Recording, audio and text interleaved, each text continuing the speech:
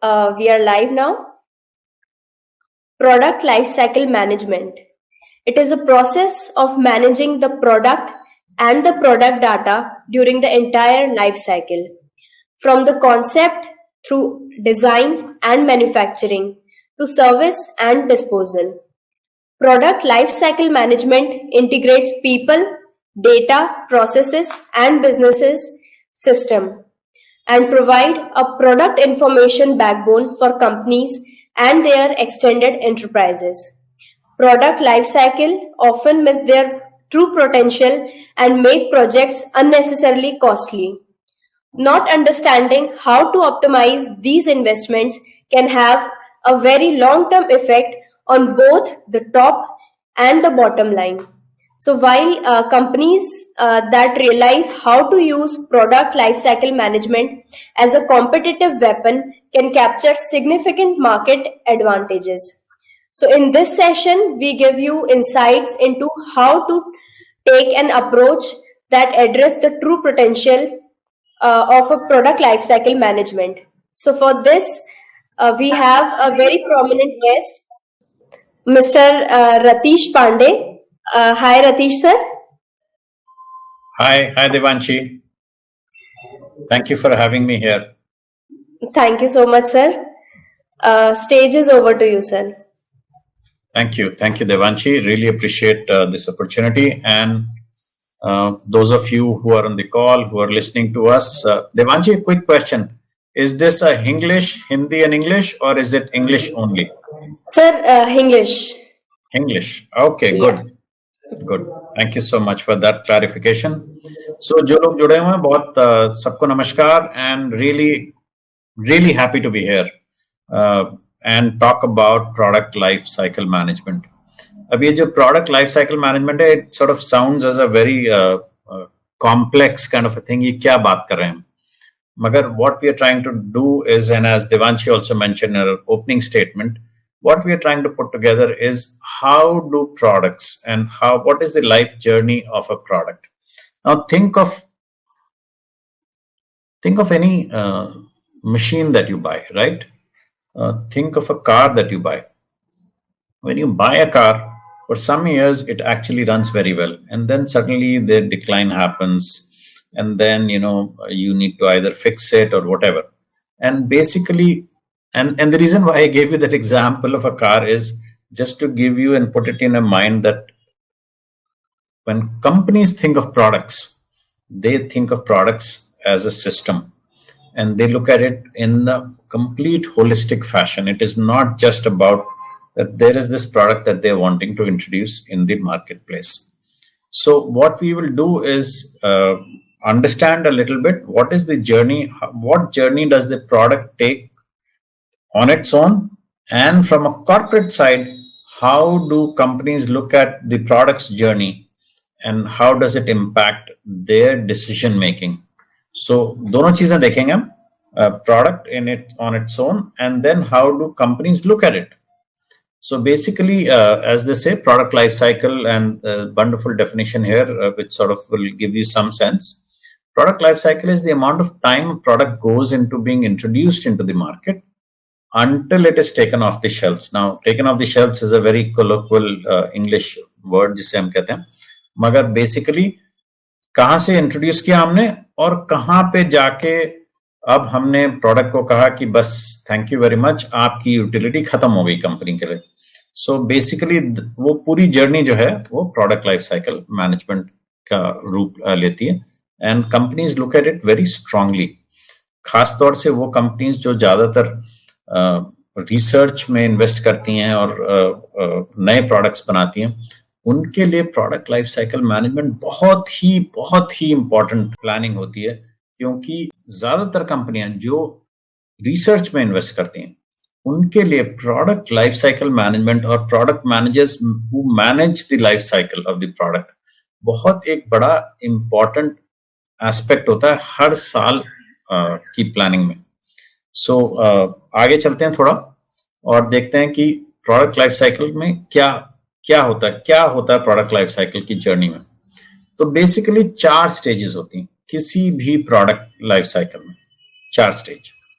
अब कुछ लोग 4 कहते हैं, कुछ लोग 5 कहते हैं, बट मोटा मोटा 4 समझ लीजिए। अगर आप बहुत ज्यादा इन्वेस्ट कर रहे हैं प्रोडक्ट डेवलपमेंट या रिसर्च में, तो वो जो शुरू का रिसर्च और डेवलपमेंट है, कुछ कंपनियां उसे कहती हैं कि that is a separate stage. But by and large, most economists believe that there are 4 stages, right? Development of the product and market introduction. The second is market growth. कैसे market बढ़ाएं उस प्रोडक्ट का. और फिर हो जाता है market maturity, और फिर एक आता है मार्केट डिक्लाइन. अब इसमें जब हम बात करते हैं तो you have to also understand not only कि प्रोडक्ट की जर्नी क्या है, कि हमने कहाँ इंट्रोड्यूस किया, फिर वो ग्रोथ हुई धीरे धीरे, और फिर एक बहुत अच्छे से बिक रहा है प्रोडक्ट, और फिर suddenly it starts declining.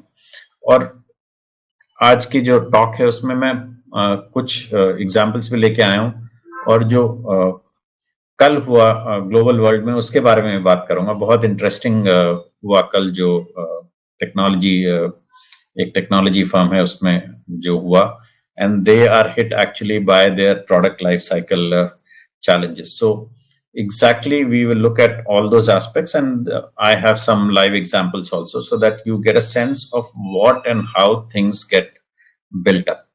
So you also have to understand product life cycle from an economist point of view, and the concept of competition and how competition catches up. होता ये उसमें कि मान लीजिए कि आप किसी कंपनी के पास एक बहुत अच्छा प्रोडक्ट है जो बहुत अच्छा बिक रहा है और बहुत अच्छी चीज उन्होंने बनाई है, तो उसमें क्या होता है, ज्यादातर ये होता है कि और कंपनियां भी वही चीज बनाने लग जाती हैं, क्योंकि उन्हें लगता है कि मार्केट में ये प्रोडक्ट बिक रहा है तो मैं भी वही बनाऊं, जिससे कि मुझे भी कुछ फायदा हो. और उसमें जो मार्केट लीडर्स होते हैं, जो कंपनीज जिन्होंने नया इंट्रोड्यूस किया होता है प्रोडक्ट, वो मार्केट लीडर्स होते हैं, तो कुछ साल तो उन्हें बेनिफिट मिलता है, और उसके बाद जैसे ही कंपटीशन कैचअप होता है, तो जो प्रोडक्ट की यूनिकनेस है ना, वो इतने सारे मिल बन जाते हैं प्रोडक्ट, कि उस प्रोडक्ट की यूनिकनेस खत्म होने लगती है, and instead of being a unique product, it merely becomes a commodity.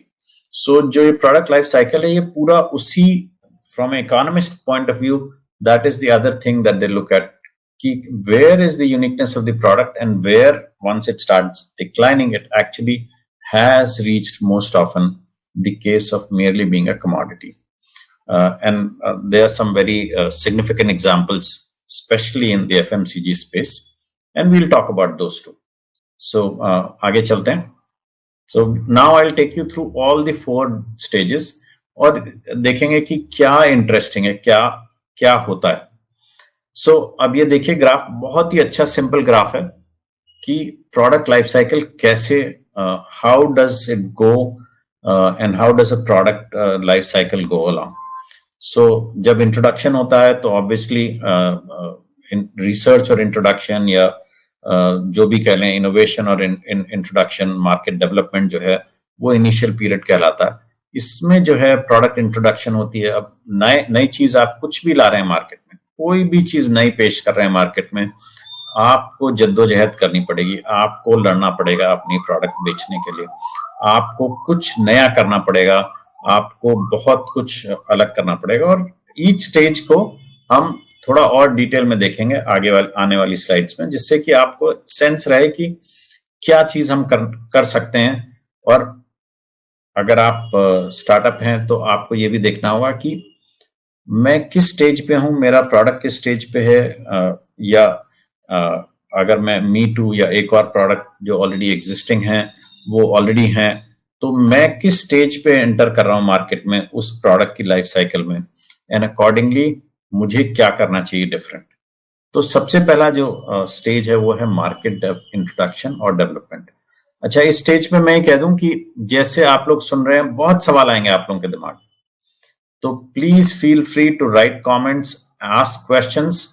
I am more than happy to answer the questions midway during the presentation, or I will be more than happy also to take questions towards the end. But in either case, as questions come to your mind, rather than holding them in your mind, just you can type it on the comment section, and I will get to read those questions as you type them, and I will take them either along the presentation or towards the end. more than happy to talk to you on those questions also. So let's move on. Market introduction और development जो है ना वो पहली stage.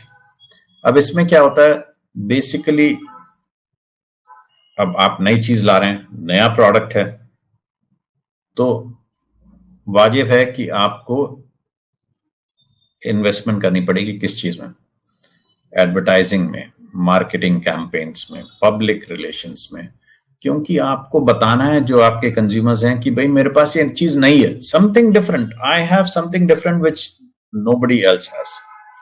ठीक है ना।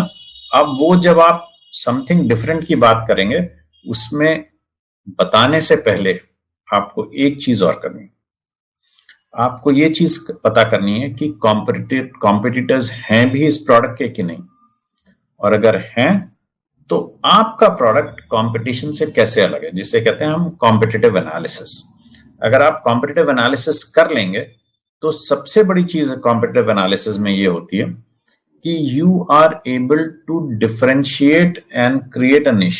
जो आपके प्रोडक्ट में अलग चीज है वो आप समझा पाएंगे बहुत अच्छे से, क्योंकि जो चीज अलग है उसको अगर आप समझाएंगे तो आपका प्रोडक्ट के बारे में लोग ज्यादा अच्छे से जानेंगे। क्योंकि अगर आप यही बताएंगे कि कॉम्पिटिटर ए बी सी जो कर रहे हैं वो मैं भी कर रहा हूं, तो उसमें फिर आपके प्रोडक्ट की बिक्री इतनी अच्छी नहीं होगी। तो जो आपने डेवलपमेंट करी है प्रोडक्ट में, जो आपने रिसर्च करी है और उसमें जो नई चीज लेके आए हैं, उसको आप एडवर्टाइजमेंट और प्रमोशन के मार्केटिंग कैंपेन्स के थ्रू आपको उसे सामने लाना होगा। Next slide. ओके, सो अब इस स्टेज पे 4-5-6 चीजें हैं जो हमें ध्यान रखनी पड़ती हैं और कंपनीज को भी ध्यान रखनी पड़ती हैं। सबसे पहला तो जाहिर सी बात है कि कोई भी नई चीज हम ला रहे हैं तो उसकी सेल्स तो अचानक तो खूब बिक्री हो नहीं जाएगी। कोई भी आप प्रोडक्ट ले लीजिए, आप कोई भी सर्विस ले लीजिए, इट कैन नॉट बी कि आपके पास ऐसा कोई बहुत अच्छा प्रोडक्ट है जो पहले दिन लॉन्च करने में आपकी बिक्री बहुत अच्छी हो रही है, ऐसा नहीं होता कभी भी। तो जो लो और स्लो सेल्स वाला पीरियड है वो होता है ये जो फर्स्ट फेज होती है ग्रोथ वाली। अब इसमें एक और चीज ये है कि क्योंकि कंपनीज ने प्रोडक्ट डेवलपमेंट में खर्चा किया होता है, क्योंकि प्रोडक्ट नया होता है, तो most often companies and most corporates believe in pricing the product slightly high because they have to recover the cost of the product development. So most often product का price high होता है। On the contrary, जो company, अगर आप सोच रहे हैं कि company is making super profits, ऐसा नहीं होता हाई प्राइस के कारण, क्योंकि कंपनी के खर्चे उसी हिसाब से ज्यादा बढ़े हुए होते हैं, क्योंकि आपको जो है प्रमोशनल एक्सपेंसेस बहुत ज्यादा करने पड़ते हैं, बहुत लोगों को बताना होता है। अब उसमें आप डिपेंडिंग ऑन जो प्रोडक्ट है आपका, जो भी मीडियम लें एडवर्टाइजिंग का या जो डिजिटल एडवर्टाइजिंग सर्विसेज हैं उनका मदद लें, जो भी करें आपका खर्चा बहुत ज्यादा होगा। You will have to spend heavily on promotional expenses. Then comes the lack of knowledge from whose side? From the consumer's side. So therefore, that knowledge about telling the consumers about what is different, why should they buy your products, why should they consume your services, ये एक नई चीज हो जाती है। अब आप देखिए ये जो कंपनीज हैं, उबर हैं या ओला है, ये एक दिन में इनकी सर्विसेज नहीं इतनी बड़ी हो गई। They have taken time to build up. They started with one city, second city, third city. And then when they moved in, they paid heavy promotional expenses, right?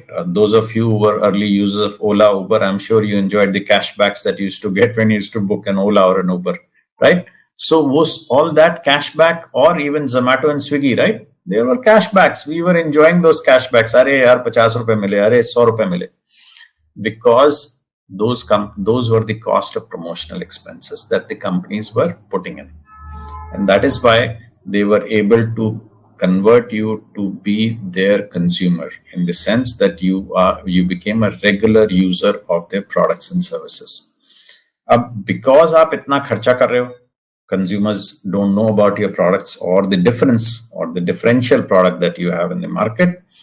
There are also, and you've spent a lot of money on advertising and promotion, everything else that goes. This naturally leads to low profits for the corporates, for the companies who have brought this product and are in growth phase. The other thing that happens, and which most often most companies do it, and as business coaches and as mentors also, when we mentor startups and and you find startup founders having great vision. Sir ये भी product है, ये भी product है, हम ये कर रहे हैं, ये कर रहे हैं, एक साथ हम 10 चीजें 10 प्रोडक्ट शुरू कर रहे हैं. और मैं कहता हूं उनसे, please please please time out. What do we need to do? Let's first do a POC, एक प्रोडक्ट या 2 प्रोडक्ट जो आपको लगता है बहुत अच्छे चलेंगे. Let us first launch those. So what that does is you are able to test out the market, and that is why you are in the development and growth phase, where market development and growth is happening, where you test your POC, test your proof of concept कि हाँ जो product और जो नई चीज में लाया हूँ वो सच में different. So ये चीज जो है ना, इसीलिए at this phase normally, although companies may have, and as startup founders you may have brilliant ideas, but the best, and it is always advised, to start with 1 or 2 strong products that you believe will differentiate yourself, and then open up to other categories and open other product lines. So that is why at this stage normally narrow product lines 1 or 2 is what most companies go with, कि चलो 2 से चलते हैं और आगे बढ़ते हैं. So let's go ahead, Devanshi. So then once we have done the market development, the introduction, then comes the growth phase, right? अब क्या हुआ?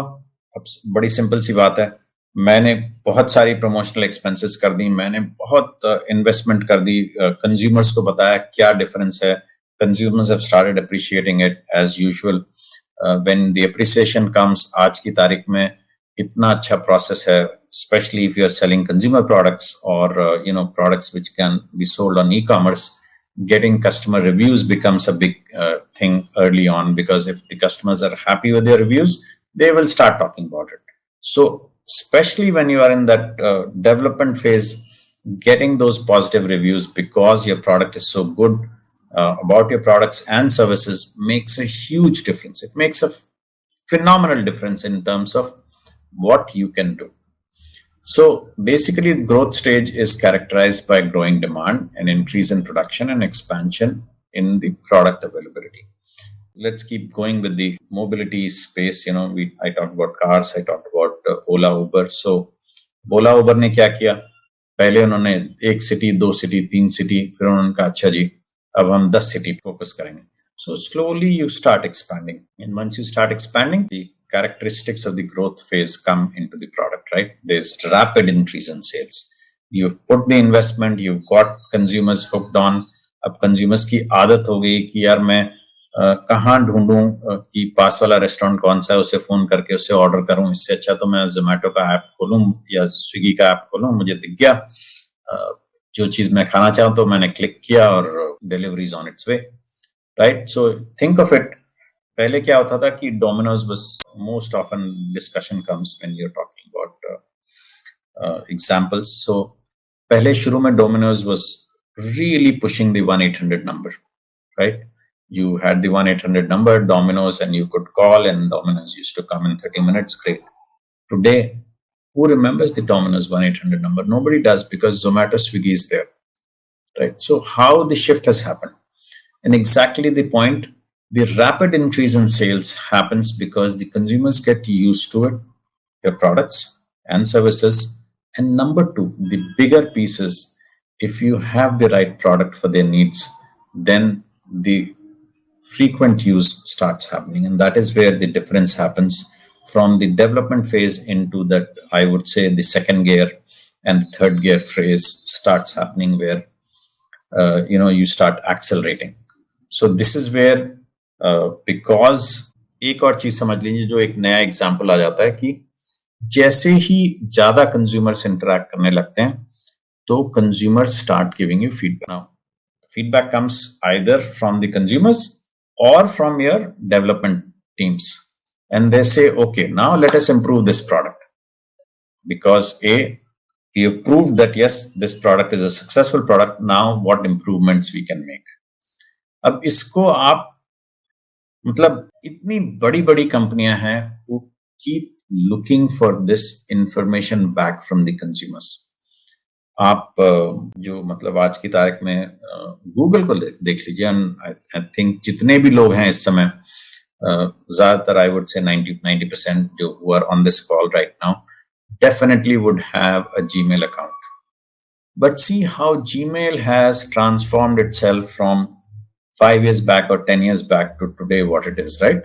So Gmail also, despite being such a strong brand in itself, such a strong usage, they still continue to do product improvement. So that is the next phase. Growth always connects to product improvement. Otherwise your growth will stutter, stop, आप रुक जाओगे. दूसरा क्या होता है कि जब आपने प्रमोशन कर दिया, जब आपने इन्वेस्टमेंट कर दी, काफी पैसे डाल दिए मार्केट में, कंज्यूमर्स आपके पास आ गए, आपका जो प्रोडक्ट और वो पहचानने लगे लोग, नई चीज है, तो अब जो है ना economics come into play and they say there is perfect competition, right? So immediately other companies start following you. अरे यार, this company has a brilliant product, we can copy. There's still scope for my product also to come in. Similar product, I can also come in. I can tag behind this company which has already created the market and add and sell my products, right? And this is where, and you will see innumerable companies who do this. So the increase in competition comes into play. Now, with the increase in sales and product improvement, what happens? Also, the increase in sales actually helps us drive our profitability, and there's increase in profits also. The other thing, आप लोगों ने सबको पता होगा कि there is economy of scale. अब जो आप पहले 10 चीज बना रहे थे शुरू में, या 100 बना रहे थे, 1000 बना रहे थे, या 10,000 बना रहे थे, ग्रोथ फेज में अगर आप 1 लाख बना रहे हो तो ऑब्वियसली आपकी जो कॉस्ट ऑफ प्रोडक्शन है, जो आप खर्चा जो कर रहे हो उस चीज को बनाने के लिए, या अगर आपके पास सर्विस है, उस सर्विस को डिलीवर करने के लिए आपका खर्चा कम होगा. तो प्रोडक्ट की प्राइस जो है वो at times companies drop the price and are able to actually still get greater sales. So there's a reduction in price. Reduction in price also comes because of the competition. Because most often, agar you are the market leader and there are 5 other companies following you, the other 5 companies would price their products slightly lower than yours because they don't want to spend, वो उतना खर्चा नहीं करना चाहते promotion और advertising और everything और बाकी सारी चीजों में टू गेट कंज्यूमर्स. वो सिर्फ इस चीज पे जी रहे हैं कि आप कर रहे हो खर्चा और मैं जो है पीछे से आके जो लोअर प्राइस प्रोडक्ट ऑफर करके मैं कंज्यूमर को अपने पास ले आऊं. इसलिए प्राइस रिडक्शन भी होता. और तीसरी चीज हो जाती है कि स्ट्रेंथनिंग ऑफ डिस्ट्रीब्यूशन चैनल. क्योंकि इतनी तेजी से आप सेल कर रहे होते हो, तो या तो जो आपकी करंट सेल्स चैनल या सेल्स स्ट्रैटेजी होती है वो उससे आपकी डिमांड नहीं मीट हो रही होती, तो इसलिए आप you look at alternative sales channels की. अभी तो आप डायरेक्टली सेल कर रहे थे, अब आपने कहा कि भाई अरे मेरा प्रोडक्ट तो अमेजोन और फ्लिपकार्ट पे भी बिक सकता है, तो मेरे कस्टमर्स, बहुत ज्यादा कस्टमर्स मिल जाएंगे मुझे, तो चलो अब मैं now that I am pass my development and the introduction phase, अब ग्रोथ फेज में मैं अमेजोन और फ्लिपकार्ट पे भी पहुंच जाता हूं. So you look at different distribution channels also. That is and these are characteristics that really come across very strongly. Let's go ahead. Now what's the third stage? अब third stage में क्या है कि गाड़ी जो है टॉप गियर में आ गई, फोर्थ गियर में आ गई गाड़ी. you've seen increase in sales, you've seen a rapid increase in sales as well as consequent increase in profit. बिक्री भी अच्छी हुई, प्रॉफिटेबिलिटी भी अच्छी है. अब मैं क्या करूं? अब कंपनी क्या है, कंपनी जो है ना एकदम डिमांड साइकिल इतना अच्छा कर लिया है कि एकदम पीक पे है। और उसमें क्या होता है कि जब एक डिमांड साइकिल पीक पे आ जाता है, तब एडवर्टाइजिंग स्ट्रैटेजीज जो है ना, वो भी आप जितना ढोल बजा लो, कंज्यूमर उतने ही है और बिक्री उतनी ही रहती है। तो आप कंपनी सोचने लगती है कि अरे भाई क्या हो रहा है, मैं तो हर साल पिछले 3 साल से मैं 10% 15% प्रमोशनल एक्सपेंसेस एडवर्टाइजिंग ज्यादा कर रहा हूं, मगर कुछ ज्यादा बदलाव नहीं हो रहा सेल्स में। वो इसलिए नहीं हो रहा कि already reached the product has reached the maturity stage. We can move to the next slide now. I'll slightly speed up because I think I'm just looking at the time. We have a fair bunch of more information to share, तो थोड़ा सा speed से चलेंगे, जिससे कि अगर आप लोगों के क्वेश्चंस हो तो मैं वो सवालों के भी जवाब दे पाऊं। सो अब मैच्योरिटी स्टेज में क्या होता है कि जो सेल इंक्रीज है, वो rate of increase of sale कम होना लगता है। ऐसा नहीं कि सेल बढ़ नहीं रही, सेल बढ़ेगी, मगर जो पहले मान लीजिए पिछले 3 साल में आपकी 20 या 30% सेल इंक्रीज हो रही थी year on year, suddenly you will see कि अरे यार इस साल तो 10% रह गई, उससे अगले साल 8% रह गई, उससे अगले साल सेल बढ़ी मगर सिर्फ 6% बढ़ी। तो एब्सोल्यूट नंबर में सेल बढ़ रही है, मगर रेट ऑफ इंक्रीज जो है सेल का वो स्लो डाउन हो जाएगा। अब कंपनी फिर ये कहती है यार कि अरे यार अब इतना ज्यादा इस चीज के पीछे ना पड़े, कुछ let's sort of normalize our advertising promotion expenses. And then at maturity stage also what happens is uniform and product lower prices, और prices कम हो जाते हैं, यूनिफॉर्मिटी आ जाती है, कंपटीशन कैच अप कर गया, तो सब लोग वही चीज ऑफर कर रहे हैं शुरू। Almost there is very little to differentiate between product of company A, service of company A, or product of company B or service of company B. And once that happens, what do companies do? Then becomes a war at the market level, at go to market. उसमें ये हो जाता है कि dealer support. अब मान लीजिए मैं एफएमसीजी कंपनी और दूसरी भी एफएमसीजी कंपनी, तो मैं जाके डीलर से कहता हूँ यार कि अगर आप मेरे ना ये 10 डब्बे और ले लो तो मैं आपको 1 डब्बा फ्री दूंगा। तो मैंने डीलर सपोर्ट दे दी। अब कंपनी बी को पता चलेगा तो वो भी ये शुरू कर देंगे। तो इसलिए एक डीलर सपोर्ट प्रोग्राम शुरू हो जाते हैं कि let us support, how do we support at the ground level जहां पे बिक्री हो रही है, to ensure that we are able to sell and continue to sell despite the fact that sales are increasing at lower rates. अब इस सब में जो खर्चा कर रहे हैं हम to support and continue to bolster my sale, कि सेल किसी तरह तो बढ़ती रहे, तो मेरा प्रॉफिट मार्जिन कम होने लगता है उस प्रोडक्ट को लेके। एक और चीज जो कंपनी करती है वो करती है प्रोडक्ट मॉडिफिकेशन। जो सबसे अच्छा एग्जांपल इसमें दे सकता हूं कि आप कोई भी लेट अस से वॉशिंग पाउडर ले लीजिए। अब इतना मैच्योर प्रोडक्ट है वो, how do companies try and make a differential product modification, और they will say new Surf और न्यू एरियल और new Henko whatever, and now with product Surf with lemon और Surf with that, and why they are trying to do it? They are trying to do it because they want product modification, नई चीज कुछ, जिससे कि मैं ये कह सकूं कि हाँ भाई consumers come back to me, stay with me, keep that stickiness. अरे यार ये तो सर्फ ने नई चीज निकाल दी, मैं तो बड़े दिनों से नॉर्मल सर्फ यूज कर रहा था, तो नई चीज आ गई, let me go back to Surf. So these are products which have really matured over time. How do, and this is where the challenge for FMCG companies, how do they continue to maintain their products right in front of the consumer so that consumer stickiness remains. आगे चलें।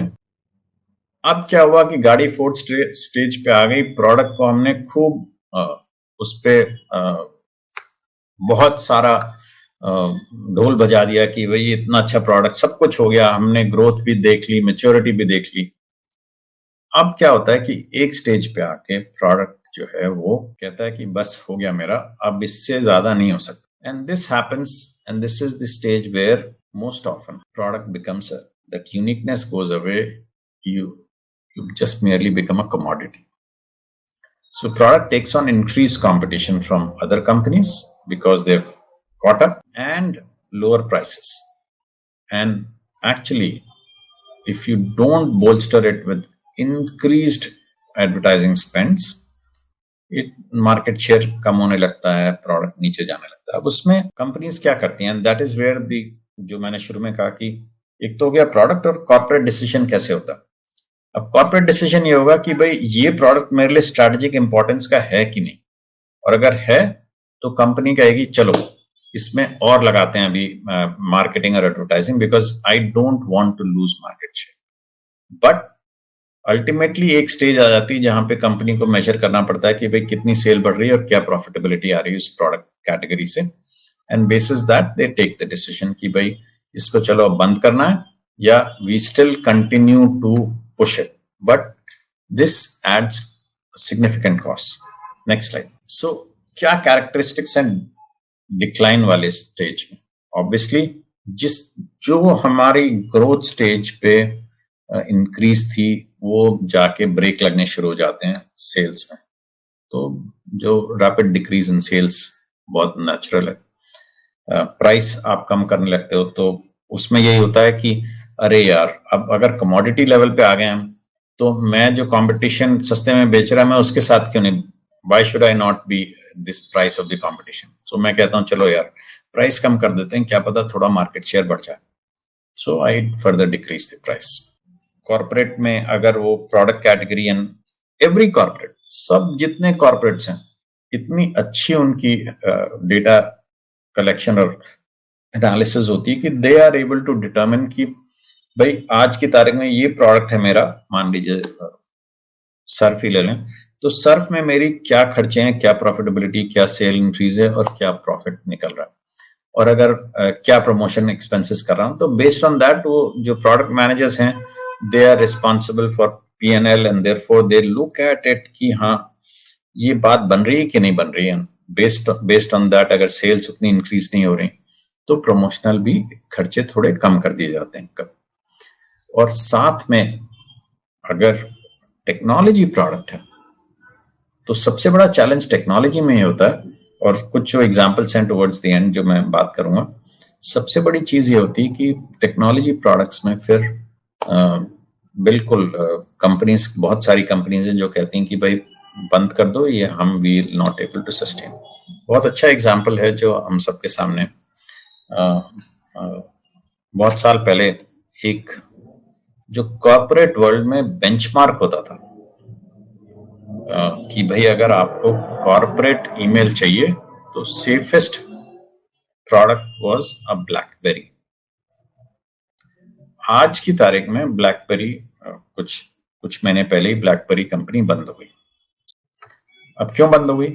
क्योंकि बिल्कुल वही, they went through the same process, they came up with a phenomenal product where people could see their enterprise email on their phones, on their Blackberries as they call it used to be called, and इतना successful product हुआ क्योंकि BlackBerry promised utmost safety, and that was their biggest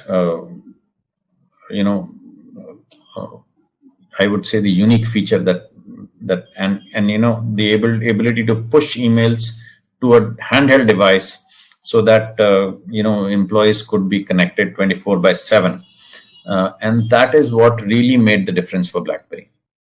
But what happened? Other companies, other products caught up.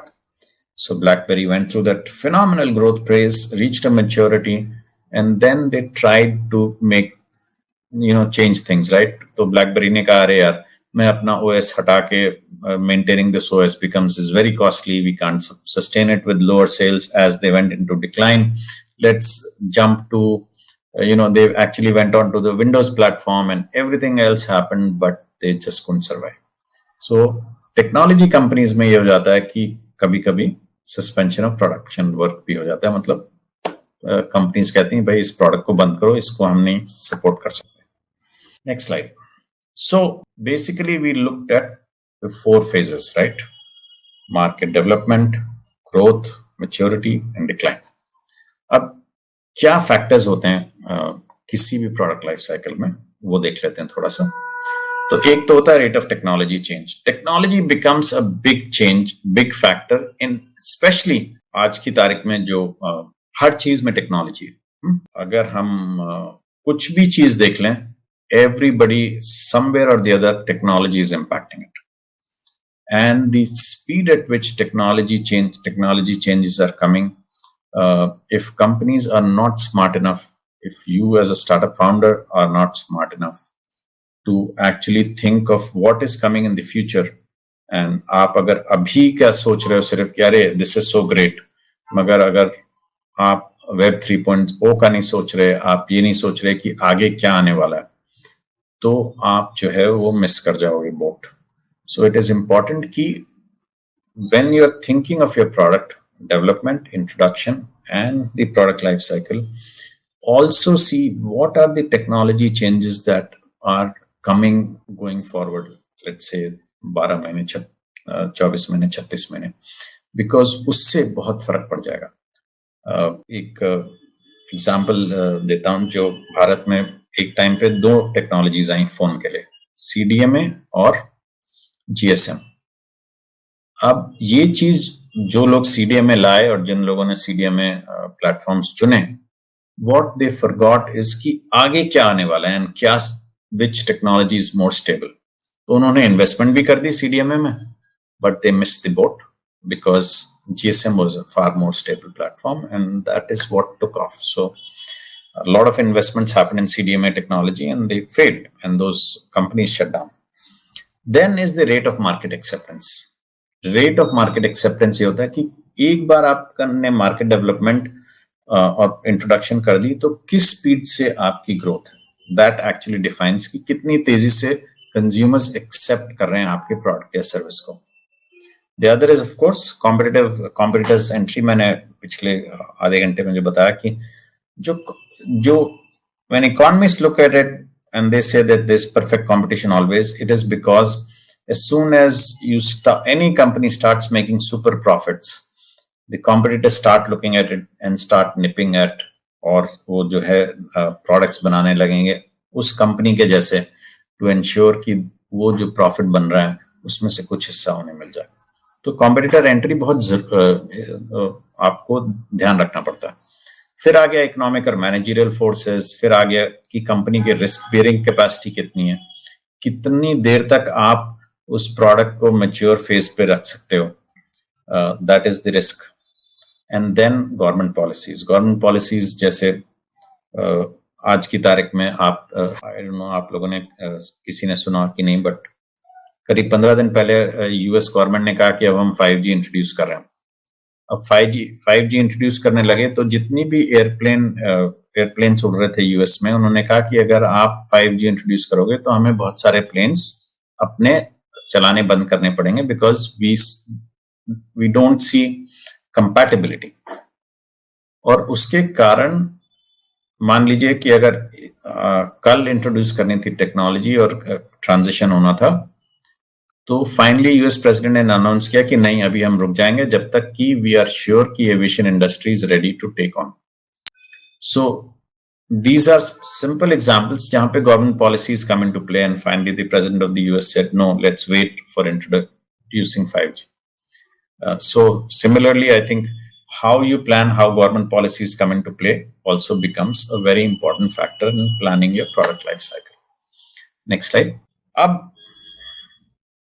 ये जो है ये एकदम corporate खेल है कि आपके पास एक अच्छा प्रोडक्ट है, उससे आप अच्छी बिक्री हो रही है, अच्छे पैसे बन रहे हैं, बॉटम लाइन अच्छी है, तो how do you extend that product cycle? That becomes a very important piece, and that is where lot of companies, और जो आप स्मार्ट जो को-फाउंडर्स या फाउंडर्स जो सुन रहे हैं आज, ये आपको भी ध्यान रखना है कि, और आजकल तो मतलब कोई भी डिस्कशन नहीं होती जब तक आप शार्क टैंक की बात ना कर लो. तो जितने भी अगर आप लोगों ने देखे शार्क टैंक एपिसोड, सबसे पहले एक सवाल सबसे पूछा जाता है कि भाई आपकी विजन क्या है, और विजन में क्या क्या पूछा जा रहा है उनसे. ये पूछा जा रहा है कि भाई आज तो ये प्रोडक्ट है एक, अगले 6 महीने में, 12 महीने में, 18 महीने में और क्या क्या प्रोडक्ट ला रहे हो आप, या क्या क्या मॉडिफिकेशन कर रहे हो इस प्रोडक्ट में, जिससे कि आपकी प्रोडक्ट यूनिकनेस बनी रहे, ठीक है ना। दिस 12 महीने, 6 महीने, 18 महीने में जो आप नई चीज कर रहे हो, this is what they are looking at, how are you going to extend your product life cycle. अगर आप 20 साल पहले देखें और आज की कंपनीज देखें, तो 20 साल पहले कंपनीज थी, उनके पास एक या दो प्रोडक्ट होते थे and they were able to sell brilliantly over an extended period of time. But आज की तारीख में consumers want change, consumers want new things and they get bored with what they are holding in their hands, right. पहले होता था कि Apple का सिर्फ साल में एक इवेंट होता था, सितंबर में। अब क्या हो गया है कि एप्पल इवेंट 2 करता है, साथ में नए प्रोडक्ट्स एप्पल के इतने सारे आते हैं, डिस्पाइट द फैक्ट दैट अगर आप ऐसे भी सोचें तो एप्पल सिर्फ एक ही प्रोडक्ट इंट्रोड्यूस करता है फोन कैटेगरी में, but still Apple is trying to ensure that there is product modifications happening. और जहां आपकी प्रोडक्ट मॉडिफिकेशन बंद हो जाती है, जो कंपनीज नहीं कर पाती, वहां पे प्रोडक्ट डिक्लाइन में आ जाता है। तो आपको ये ध्यान रखना है कि आपका क्या प्लान है स्टार्टअप, कि क्या प्रोडक्ट मॉडिफिकेशन। बहुत लोग कहते हैं यार सब कुछ पहले प्रोडक्ट में डाल दो। First make a product which you are able to prove POC. एक बार पीओसी हो गया, ग्रोथ फेज में आ गया, तब उसमें नई चीजें डालें जिससे you are able to extend the life of the product. फिर जो प्रोडक्ट लाइफ साइकिल है, मान लीजिए जैसे आज की तारीख में हम इंडिया में बेच रहे हैं, अगर एक्सटेंड करना है उसका लाइफ साइकिल, तो हम कहते हैं चलो अब मिडिल ईस्ट चलते हैं, अब साउथ ईस्ट चलते हैं, कहाँ जा सकते हैं नए।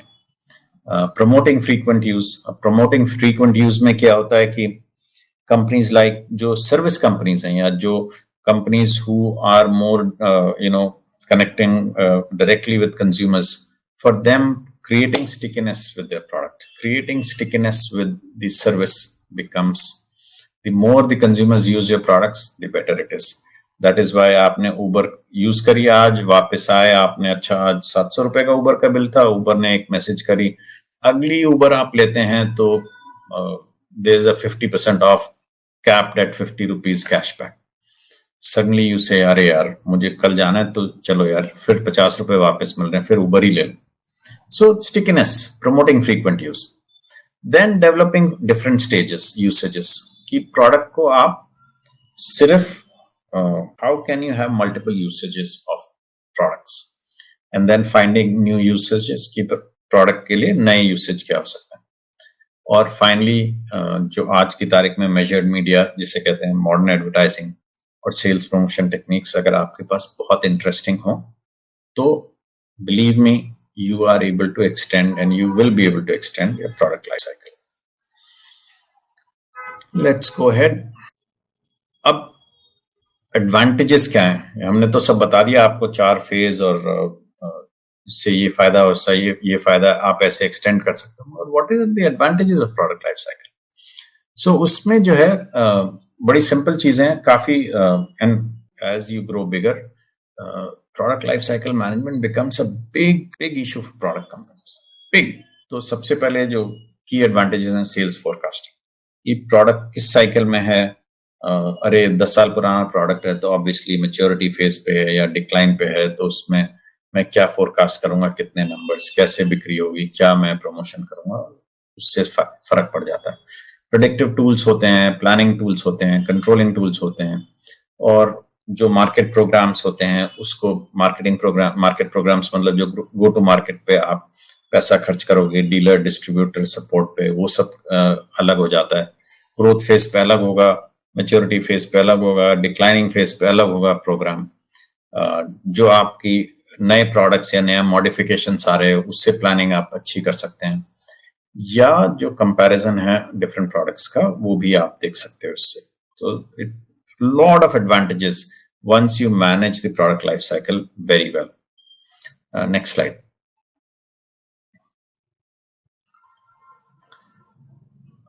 अब एक थोड़ा सा देख लेते हैं, क्योंकि बहुत मैंने बात करी कि भाई marketing to support product life cycle management. तो क्या मार्केटिंग स्ट्रेटजीज हो सकती हैं? तो सबसे पहला हुआ कि improve product in functional sense. अब ये हो जाता है कि and this is where consumer feedback comes into play कि भाई ये बटन यहाँ पे नहीं, यहाँ पे हो। मैं बहुत सारी सोच आ जाती है इसमें once the consumer start giving you feedback, and that is why lot of market research goes into early product development कि भाई आपको मान लीजिए मैंने पहले 100 कंज्यूमर्स को फ्री दे दिया कि यार आप ट्राई करो इस product and give me feedback, या तो टेक्नोलॉजी प्रोडक्ट है या कुछ भी है, तो मैं कैसे, how do I ensure that I get good solid feedback so that I can improve. तो फंक्शनल सेंस में प्रोडक्ट को कैसे इम्प्रूव कर सकते हैं। प्रोडक्ट क्वालिटी इम्प्रूव हो जाती है उसमें, अगेन आपकी रेटिंग क्या है, जो आपके वेबसाइट पे या और गूगल पे या और जो वेबसाइट्स हैं जैसे फ्लिपकार्ट हो गया, अमेजोन हो गया। So you are able to focus on product quality and see कि हम क्या चीज ठीक कर सकते हैं। फिर आ गया रिव्यू द मार्केट, जो अपन मार्केटिंग और प्रोडक्शन प्रोग्राम्स हैं उसको हम एकदम मैच कर सकते हैं, क्योंकि बेसिस द मार्केटिंग कहता है कि अच्छा अगर मैं ये प्रोग्राम्स और ये प्रमोशनल एक्टिविटी करूंगा तो मेरी जो बिक्री है वो, मान लीजिए एग्जांपल दे रहा हूँ कि 1000 प्रोडक्ट की जगह 1200 प्रोडक्ट हो जाएगी, तो मैं प्रोडक्शन टीम मेरी अकॉर्डिंगली 1200 प्रोडक्शन के लिए प्लानिंग करेगी। सो इस तरह एक थोड़ा सा तालमेल बहुत अच्छा रहता है, ये बहुत इंपॉर्टेंट हो जाता है कंपनीज के लिए, प्लानिंग के लिए। फिर एक कॉस्ट कंट्रोल टेक्निक्स हैं आपके, जिससे प्रॉफिटेबिलिटी आपकी बढ़ जाएगी। एक जो होता है जो आजकल FMCG companies have to resort, specially जो प्रोडक्ट्स एकदम फुल मैच्योरिटी पे हैं, पैकेजिंग का खेल जो है ना इतना इंपॉर्टेंट हो गया और इतना इंपॉर्टेंट एलिमेंट हो गया कि it becomes very important how the product is packaged. और अगर आप किसी भी टेक्नोलॉजी कंपनी को देख लीजिए, सबसे पहले जब प्रोडक्ट लॉन्च होता है टेक्नोलॉजी प्रोडक्ट, तो 1 or 2 influencers will do an unboxing of the product, basically showing the consumers how good the packaging is, how good and how easy it is to unbox the product. All these are marketing strategies. अब वो अच्छी चीज है तो लोग कहते हैं अरे हाँ यार ये तो बहुत अच्छे से पैकेज्ड है, अच्छे से unboxing is very easy. And then obviously the R&D efforts which is linked to, अगर आपके पास बहुत सक्सेसफुल चीज आ गई हाथ में, then how much more R&D you can put in to ensure that it is continues to be ahead of the game. Ultimately it's all about how good you are and how good is your product and how well it is accepted by the consumers that you are ahead of the game. And then sales incentive schemes जो हैं, जो dealer support पे या distributor support पे या any grow to market plan पे आप use कर सकते हैं। So these are marketing strategies जिससे आप प्रोडक्ट लाइफ साइकिल और थोड़ा लंबा कर सकते हैं। अब आपको एक और एस्पेक्ट लेके चल रहा हूं और उसके बाद 2 एग्जाम्पल दूंगा, बहुत ही इंटरेस्टिंग एग्जाम्पल, और तीसरा जो मैंने शुरू में कहा था जो इवेंट कल हुआ ग्लोबल वर्ल्ड में। तो सबसे पहले तो what to watch out for. अब नॉर्मली प्रोडक्ट लाइफ साइकिल जब हम एनालाइज करते हैं तो 3 चीजें हमें समझनी। सबसे पहले तो जो चीज आप ला रहे हो वो नई है या पुराना। So is it a new product, very new, nobody has it, और it's an old product and somebody else also has it. First thing you have to watch out. The second, is it a new concept or an old concept? अब product और concept आप कहेंगे कि यार ये क्या differential, अभी examples में आपको साफ दिख जाएगा कि क्या differential. Third, is it easy to copy or not easy to copy? That is where how good your R&D and innovation has been. So let's look at 2 interesting examples. So the first example I'll talk about is Amazon Kindle. अब कुछ साल पहले e books जो है ना बड़ा trend था, मैंने भी फटाफट किंडल ऑर्डर कर दिया कि भाई अरे किंडल में पढ़ेंगे, किताबें तो जरूरत नहीं, अब मैं ट्रैवल कर रहा हूँ इतना, अब इतनी मोटी किताब, भारी किताब कौन लेके चले शोल्डर पे। एक किंडल डाल दिया, उसमें 600-700 किताबें हैं, whichever book I want to read, I'll read. So it was a very simple device that allowed you to read anything that I wanted. Whether you and मतलब product was not offering any new book, नई book नहीं थी Kindle के पास, जो किताबें shelf पे थी book shop में वही उन्होंने कहा ये लो जी, this is now in consumed into a small device, इसमें पढ़ो आप. But what this product allowed you to do was read your favorite book wherever you wanted in a very new way. So क्या difference था? अब Amazon Kindle could be considered as an old product because it was offering books with a new concept, but it was easy to copy because technology involved was not very difficult. So अगली slide में देखें कि क्या हुआ Kindle का हर्ष. अब ये Google trend है, ये मैंने मतलब you just look at Google trend as to what was trending within Google with respect to Kindle, and you see कि वो 2007 से लेकर 2011 तक भयंकर ट्रेंड था, and then suddenly it sort of petered down, and the reason it petered down is because it was an easy to copy concept. अब एक और टेक्नोलॉजी प्रोडक्ट पकड़ते हैं जो आजकल सबके सामने. And the next one is Netflix. Netflix, yeah. Now, Netflix is again similar product to Kindle. They didn't offer new content. उन्होंने कहा जी ये 2007 की पिक्चर है, ये लो नेटफ्लिक्स पे, 2006 की पिक्चर है, ये लो नेटफ्लिक्स पे, 2019 की पिक्चर है, ये लो नेटफ्लिक्स पे, देख लो. Right? So what Netflix initially offered was old product, movies that already existed, but with a new concept, that it was on your click. But the biggest thing was it was not easy to copy.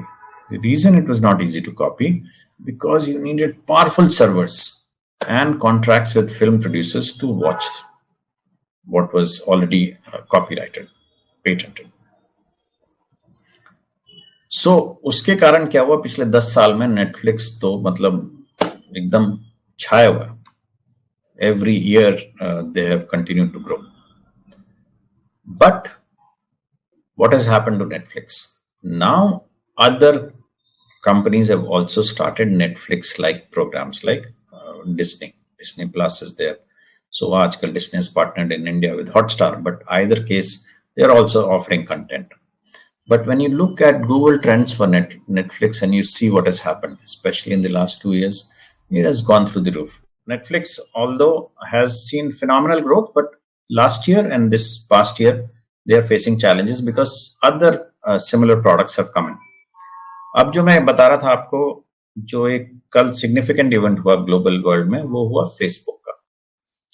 Facebook this quarter reported actually a flat, and they did not and could not report growth in users. Actually, for the last 3 quarters, they've almost flattened out. So they've actually reached the top of their maturity and their peak.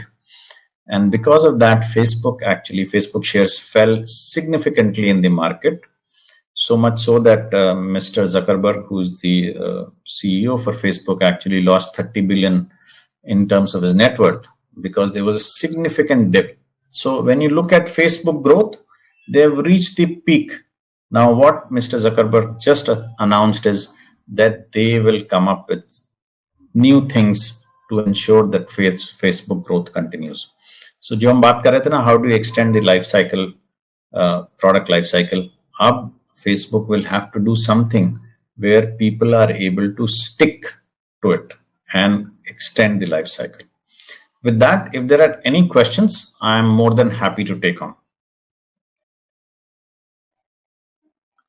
Pretty much, I think I'm at the end of my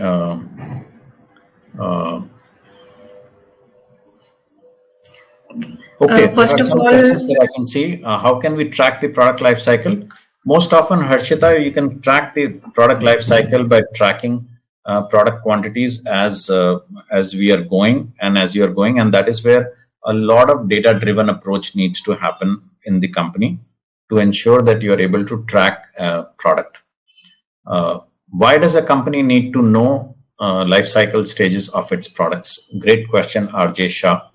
And the reason why you need to know is because your marketing strategies and your investment strategies on the product are connected to the where the product life cycle is. If you're already reaching maturity stage, then probably you need to invest more in marketing and accept the fact that your profitability would be lower because of your extra marketing cost to extend the product life cycle. क्या product life cycle और service life cycle same होता है? Technical लक्की पूछ रहे हैं, इस बहुत ही interesting question है. प्रोडक्ट लाइफ साइकिल और सर्विस लाइफ साइकिल दो अलग चीजें. सर्विस लाइफ साइकिल अब मैं जो मेरी समझ सर्विस लाइफ साइकिल की उससे कंपेयर करूंगा. Product life cycle is about जो हमारा प्रोडक्ट या सर्विस है, जो देवांशी ने शुरू में बताया कि भाई कहाँ से शुरू होता है और कहाँ जाके वो एक स्टेज आ जाती है जहां प्रोडक्ट डिक्लाइन में होता है. अब सर्विस लाइफ साइकिल जो है वो डिपेंड करता है कि सर्विसेबिलिटी क्या है प्रोडक्ट की. अब अगर फिजिकल प्रोडक्ट है तो उसमें सर्विसेबिलिटी की ज्यादा जरूरत पड़ती है. अगर सर्विस है तो उसमें शायद उतनी जरूरत नहीं पड़ेगी सर्विसेबिलिटी की. I think those were the questions, and pretty much we are at the end of our presentation. Absolutely. It was great. Devanshi, if there are any questions that you may have, I'll be more than happy to address them. Sir, I would like to ask one question. Yes. Sir, जैसे आपने बताया कि काफी सारे products हैं जो market में single icon solo market होता है, और एक ही प्रोडक्ट के साथ एक कंपनी काम करती है, और जब उसकी मैच्योरिटी लेवल पे आती है तो क्या उस कंपनी को अपने नेक्स्ट प्रोडक्ट या उसमें इम्प्रूवाइजेशन का कुछ सोचना चाहिए? बिल्कुल बिल्कुल. आप ये सोचिए ना कि जब एप्पल ने सबसे अपना पहला आईफोन निकाला था तो उन्होंने ऑलरेडी सोच लिया था कि उसमें क्या इंप्रूवमेंट करनी है और उनकी सोच कहां तक जाएगी. तो उन्होंने जब एक निकाला, और हर साल एप्पल नए प्रोडक्ट निकालता है, तो obviously Apple 12, Apple 13, they improvise, they improve and they modify and they add new things. So अगर आप सोचोगे नहीं सिंगल प्रोडक्ट कंपनी में, अगर आप नए मॉडिफिकेशन या नए वर्जन्स नहीं लाओगे तो definitely your product life cycle will start getting short, छोटा होने लगेगा. तो आपको एक्सटेंड करने के लिए या तो आप नए प्रोडक्ट लाओगे या मॉडिफिकेशन करोगे. सर, मेरा एक और क्वेश्चन है. जैसा कि आप सभी जानते हैं कि ये काफी अभी जो हम जनरेशन में है वो काफी हाईटेक है और ट्रेंड के साथ काफी कुछ चीजें चेंज हो जाती है. तो अगर प्रोडक्ट लाइफ साइकिल को स्टडी कर रहे हैं अपने प्रोडक्ट को बेटर बनाने के लिए, तो हमें किन किन पॉइंट्स का ज्यादा ध्यान रखना चाहिए बदलते हुए ट्रेंड को लेकर? बहुत अच्छा सवाल है आपका ये. अब इसमें सबसे पहले जो आपने बिल्कुल सही कहा ना, ट्रेंड्स कहां से निकल रहे हैं आजकल?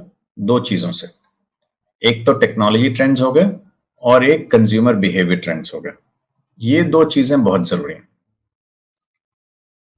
अब आप ऐसे सोचिए कि पिछले 18-19 महीने से lot of consumers have got used to buying online. तो एक ये कंज्यूमर बिहेवियर ट्रेंड हो गया. तो अगर हम वो चीज नहीं सोचेंगे तो, और हम यही सोचेंगे कि अरे नहीं हम तो सिर्फ ब्रिक एंड मोटार स्टोर्स में ही बेचेंगे, तो we are missing out. Similarly अगर टेक्नोलॉजी आ रही है नई, जैसे 5G टेक्नोलॉजी आ रही है, अब 5G आ रही है तो उससे जो स्पीड ऑफ कम्युनिकेशन है वो बहुत ज्यादा इंप्रूव हो जाएगी 4G से. और उस इंप्रूवमेंट को अगर मैं अपने साथ नहीं लेके चलूंगा और अपने प्रोडक्ट्स में वो चीज और अपनी सोच में नहीं लाऊंगा तो I will again miss out. So ये सब चीजें, both technology trends and consumer behaviour trends are, I would say, two important things that we should always look out for. Thank you so much Ratish sir. बहुत ही अच्छा आज का session रहा. आपने बहुत ही अच्छे एग्जांपल्स के साथ सब लोगों को समझाया, व्यूअर्स को इजी तरीके से, कि पूरा प्रोडक्ट लाइफ साइकिल कैसे होता है, क्या उसका हमें क्या करना चाहिए जो वो अच्छी तरीके से मैनेज हो सके.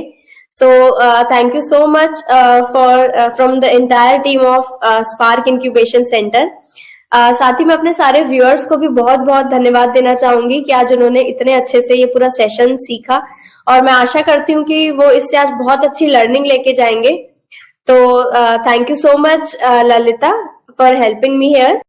साथ ही मैं अपने व्यूअर्स को बोलना चाहूंगी कि अगर उनके पास भी कोई बहुत अच्छा आइडिया है तो वो हमारी वेबसाइट www.sagastartuppark पे जाके अपने आइडिया को रजिस्टर कर सकते हैं। तो thank you so much everyone, thank you so much Lalita, Ratheesh sir, बहुत बहुत धन्यवाद आपका। Thank you so much. Thank you for having me. So till we meet next, you all take good care of yourself and keep learning. Thank you.